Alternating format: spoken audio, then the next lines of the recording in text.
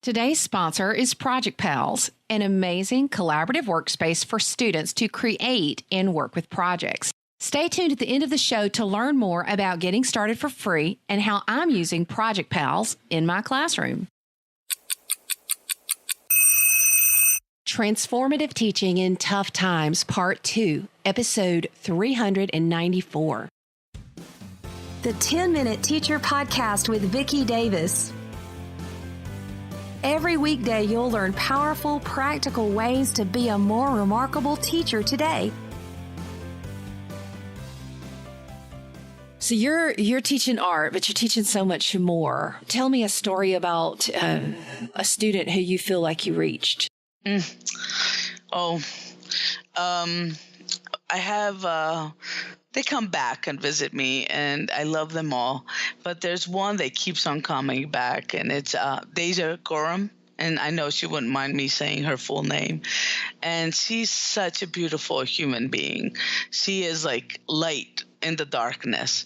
And Deja came to me in the middle of the semester a few years back, and she was sort of down, like she had sort of given up because I'm not sure why, but like the teachers she had did not see or promote maybe the artistic side of her. And she came in the middle of the semester, and I usually don't want those kids in the middle of the semester because I sort of scaffold everything I do from building this trust to building skills. It all goes hand in hand in my classroom. So once they come in November or end of October, I can't do anything with them, because I have to, I don't have that month anymore.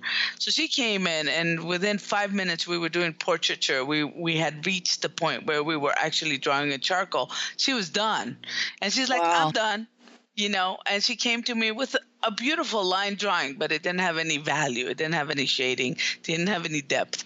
And I said, that is good. But I couldn't push her right then because I also had another 36 kids. And I said, listen, Deja, since your skills are so good, why don't you go and help the rest of the students correct their drawings? Tell them what they're doing wrong because you have a good eye, and then come back to me.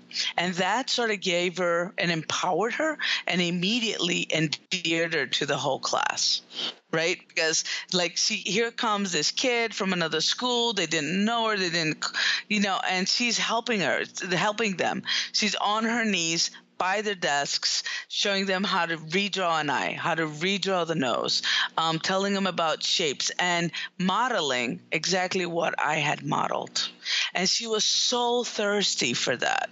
She was so thirsty for direction and positive feedback that she came back. And when I said to her, you know what, Deja, this is great, but I think you need to go back into it and put more to it. And it was the first time anybody had asked her to go do more. Wow. And Deja keeps on coming back, and she just called me the other day. I was actually doing a webinar, and she got onto the webinar, and she was part of the conversation. And eventually she wants to become a teacher, but it's been a rough road for her to get there, but she's almost there. She's getting herself together. She went through this program. She's doing IT work now. She's going to go through another program, and eventually her goal is to become a teacher.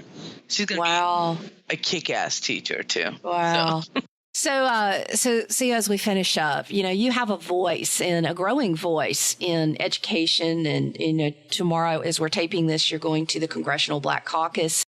If somebody turned to you and said, Sia, what do we need to do to improve education today, overnight? What are some things we could do that would change things? What would you say? An immediate, simple solution would be... Well, we know there's no simple solutions, but... Yeah. Well, I want to say educate the whole child, right? But the first thing I would say is make all class sizes smaller. So when you have kids with special needs or trauma coming into your class, and you have 36 kids, You do not have time to approach each one of them and have an earnest conversation with them, like have an authentic exchange. Because the number one thing in a classroom today is relationships. You hear it over and over again. It's become like this ongoing thing. But how do you build those relationships, right? If you don't have time. And quite frankly, teachers don't even have time to give their students the right accommodations. If like in my class, if I have 30 kids, 10 of them need accommodations. How are you going to do that well when you don't have time to do that well? Each hard. And then you've got paperwork and you've got testing and you've got this and that and assemblies and extra duties. And I mean, teaching is just this growing something. Yeah. I think that's the number one thing, like that would solve a lot of problems immediately. Small. But you know what? If we did that, they would have to pay for more teachers. So they're not going to take a class of 36 and make it 18 immediately because that's an extra teacher, right? So we're talking about money. So we're talking about resources. So our kids need those resources. So instead of taking all that money and giving it to consultants and doing more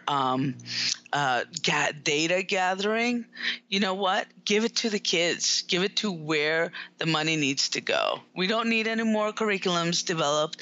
We don't need any more testing done. We don't need metal detectors at our doors. We need smaller class sizes. And as I always say, you have to relate before you educate, and it is about relationships. So I know that we're going to be hearing a lot more from Sia and all that she's doing. And, Sia, I'm overwhelmed. I don't even know what to say. Well, first of all, I have to tell you, I'm heartbroken because I've buried some students, and nobody should ever have to do that. No parent should have to bury their child, and it's just something wrong in the world with this happening. It is, and I'm really sorry, but we as teachers, we are parents too, and people don't understand how this. So I'm sorry, I'm like getting emotional. How these events impact us daily. They do, because you sit there and you think, did I say? Like I replay all of the time I had with my student who was the most recent one who we buried, and you just replay all that time, and you're like, did it even make a difference? Yeah. Well, you hope I haven't. So. Yeah, and I haven't dealt with it. It sounds like nearly as much as you have. I mean, what do you? I don't know how you even cope with it, Sia. I cope with it with the kids. We work together. Like I do. When I feel strong enough, I do projects that are directly meant to impact trauma and heal. But I have to be at that place because I have to put myself in the same vulnerable space as my kids and talk about it with the most authentic, honest voice that I have. And sometimes I cry, and I have to sort of let it be so they have the place and the space to cry as well with me, and we make art out of it. So we write poetry and we make art, and that's the only way sometimes that you can express these feelings, so the mournful, the time transforms into celebration through art. Yeah. And it's a process. Very much so. So, remarkable educators, there's so many aspects of teaching that are difficult. And Sia, you're just, you're being relevant, and you're acknowledging that, even our kids have a different culture than we do. And these are difficult things, but I'm very proud of you for speaking bravely. And today's sponsor is Project Pals. Project Pals has a useful classroom collaborative platform that lets you create and manage projects for your students. Right now, my students are creating and managing a project as they're creating a podcast to record powerful stories from the recent storms in our area. Project Pals connects with Google Classroom, but also lets me see the detail on which students are contributing and participating. I also love the task board, which is a Trello-like Kanban board that lets students create, assign, and complete tasks. You can also link in Google Docs and do brainstorming and so much more. It's really a very powerful tool. I will be featuring this tool on my blog and newsletter this week. So go to projectpals.com. That's projectpals.com and sign up today. Thank you for listening to the 10-Minute Teacher Podcast. You can download the show notes and see the archive at coolcatteacher.com/podcast. Never stop learning.